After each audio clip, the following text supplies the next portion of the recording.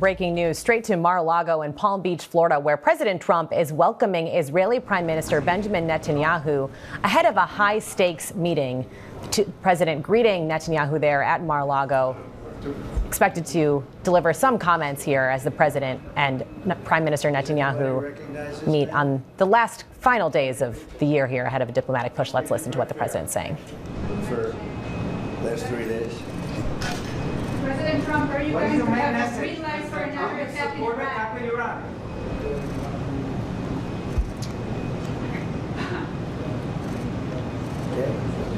Mr. President, how quickly should you folks move to phase 2 of the peace plan for Gaza?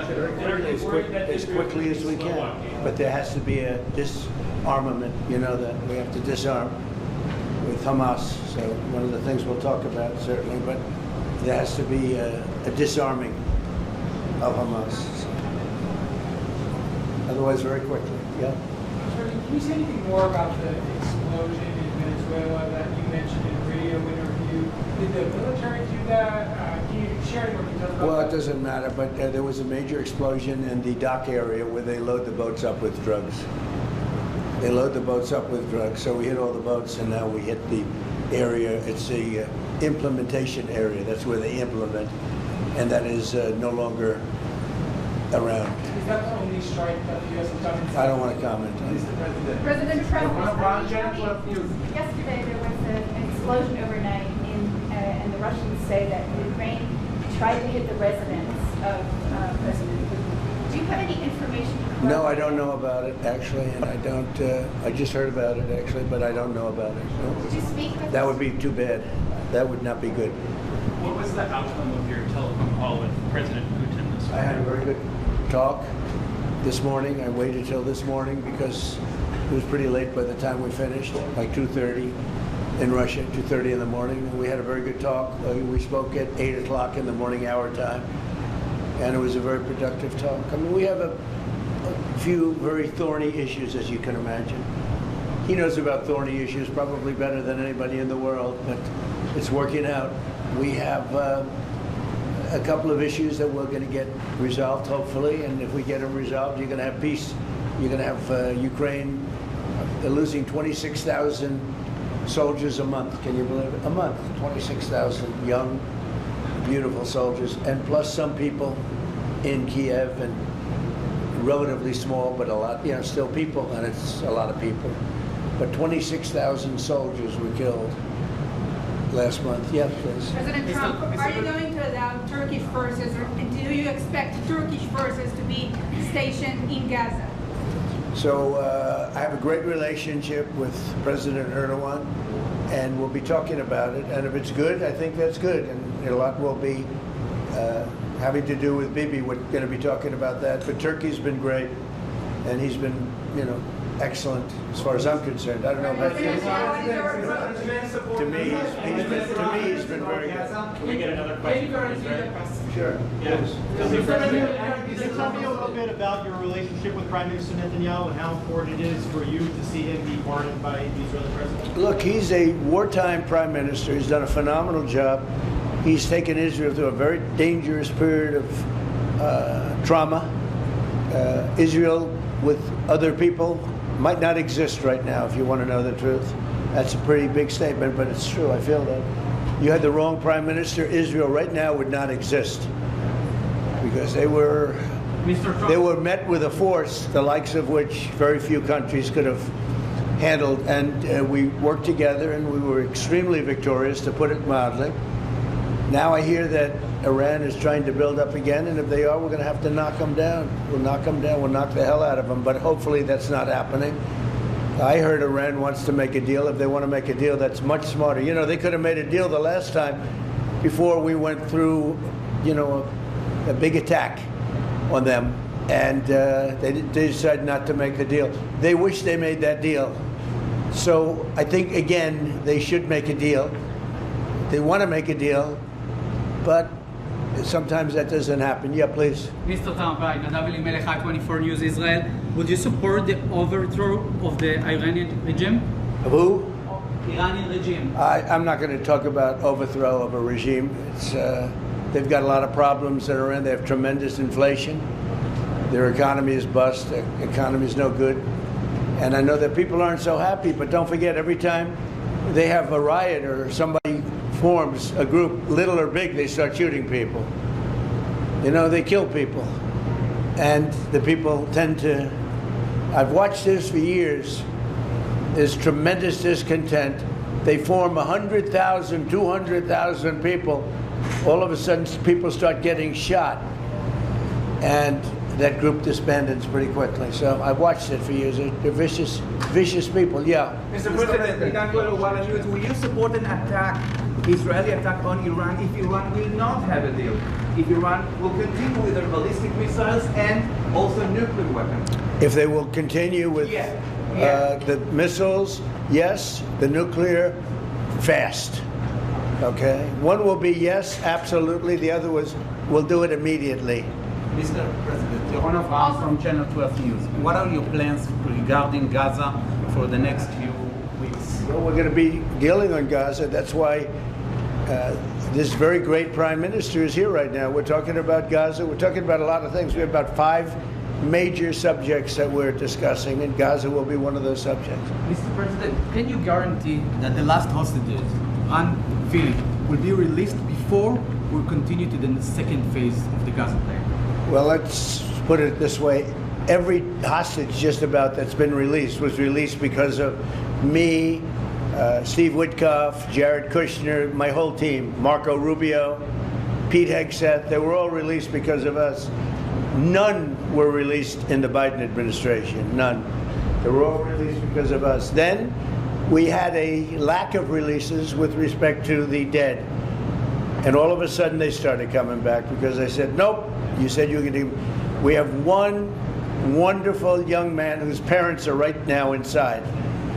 And he's, what beautiful parents, a beautiful brother, sister, and like a beautiful family, and they're waiting for their son. It's the only one left, and we're doing everything we can to get his body back.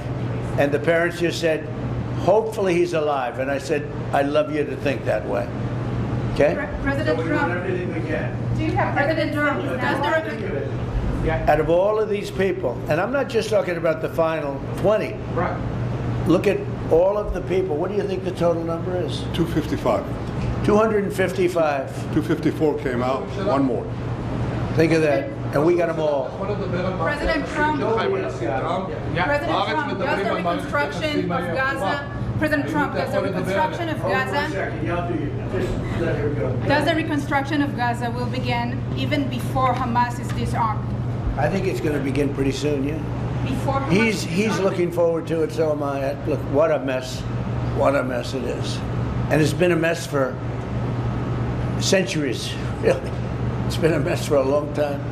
It seems to be born for that, but we're gonna straighten it out. No, we're already starting certain things. We're doing things for sanitary conditions and others. But Gaza's a tough place. You know the expression, it's a tough neighborhood. That's truly a tough neighborhood. Yeah, you had a question in the back? Go ahead. Yeah, please, go ahead. I'll ask about the relationship between you and the Prime Minister. What about it? They said that there is no relationship, good relationship between you. I don't think it can be better. We just won a big war together. You know, if we didn't beat Iran, you wouldn't have had peace in the Middle East because nobody would have been able, the Arab countries who have been fantastic would not have been able to make a deal. If we didn't wipe out their nuclear, we wiped it out. If we didn't wipe out with our beautiful B-2 bombers, if we didn't, and we sent a lot of Tomahawks in there also, by the way, from a submarine. And what about the pardon that the President of Israel needs to give the Prime Minister? A pardon? Pardon. Oh, I think he will. How do you not? He's a wartime prime minister who's a hero. How do you not give a pardon? You know, I think it's a very hard thing not to do it. I spoke to the president, and it's on. I mean, he tells me it's on its way. Mr. You President. can't do better than that, right? Please. Mr. President, can I follow up on Venezuela? Was the facility taken out by the U.S. military, or was it another entity like the CIA? Well, I don't want to say that. I know exactly who it was, but I don't want to say who it was. But you know, it was along the shore. Mr. President, have you or anyone in your administration talked to Maduro in recent days? Well, I spoke to him. Recently? Pretty recent. But nothing much comes of it. Yeah. Mr. President, can you explain the importance? You have to understand what he's done. They've sent billions of dollars of drugs in. But maybe just as bad, they've sent hundreds of thousands of people in from jails, from prisons, from mental institutions and insane asylums. The drug lords, the drug dealers were all sent into our country. But think of it, what he's done. Tren de Aragua, probably the worst gang. They cut off people's fingers. One man made a phone call to complain about them. He cut off their hand. They cut off his hand. Don't ever make a phone call again. We'll cut off your other hand. After that, we'll kill you, they said. That was in Colorado. They sent in all of the bad ones. They sent in some bad people. And that to me was just terrible. And they send in drugs. Now, I will say this. 97% of the drugs coming in by sea stopped. We're trying to figure out who the other 3% are. They have a hard time getting people to pilot those boats. But 97% of the drugs coming in by the ocean, by the sea, by water, are gone. Every boat that we take out, we save 25,000 lives of Americans. Thank you very much, everybody. We'll see you. We're going to have a big meeting, and we'll see you in a couple of hours if you'd like. And if you'd like, you can come up and have lunch like you did yesterday. Would you like that or not? Do you want that? Because some of them think it's terrible. It's a bribe. But, you know, a bribe for $25, I don't know. If you'd like, you can go. And if you don't, you can stand in a driveway and melt. All right? But if you want, will you work on that, Margot? Yes, sir. Is Margot doing a good job? She's a star. She's too nice. Her only problem, she's too nice to you. And you're not nice to us, but that's okay. Margot, take them up and have a beautiful lunch, and we'll see you later. Are you worried that the alleged strike on Putin's residence could scuttle the peace? Yeah, I don't like it. It's not good. I heard about it this morning. You know who told me about it? President Putin told me about it. Early in the morning, he said he was attacked. It's no good. It's no good. Don't forget, you know, the Tomahawks. I stopped the Tomahawks. I didn't want that. Because we're talking about, you know, it's a delicate period of time. This is not the right time. It's one thing to be offensive, because they were offensive. It's another thing to attack his house. It's not the right time to do any of that, and can't do it. And I learned about it from President Putin today. I was very angry about it. What? Don't you have U.S. intelligence services that monitor that region very closely? Is there any evidence? Well, it came out. Well, we'll find out. I mean, you're saying maybe the attack didn't take place. It's possible too, I guess. But President Putin told me this morning it did. One question, Mr. President. Can you expound on the importance of a strong relationship with the state of Israel? And Mr. Prime Minister, you called President Trump the strongest friend for the state of Israel. You worked with numerous administrations, numerous presidents. Can you expound on that and what makes President Trump such a strong friend for the state of Israel? Why don't you go first? I'll say it again and again and again. We've never had a friend like President Trump in the White House. It's not even close. And I think you can judge that by not merely by the frequency of our meetings, but by the content and the intensity. I think Israel is very blessed to have President Trump leading the United States, and I'll say leading the free world at this time. I think it's not merely Israel's great fortune, I think it's the world's great fortune. Well, I just want to say that it's very important who the Prime Minister and President of Israel is. We have a great relationship. It was an honor to speak before your leaders. That was a great honor for me. I think it has not happened before, or something they told me. But the relationship's been extraordinary, and Bibi's a strong man. He can be very difficult on occasion, but you need a strong man. If you had a weak man, you wouldn't have Israel right now. Israel would have been, you know, Israel with most other leaders would not exist today.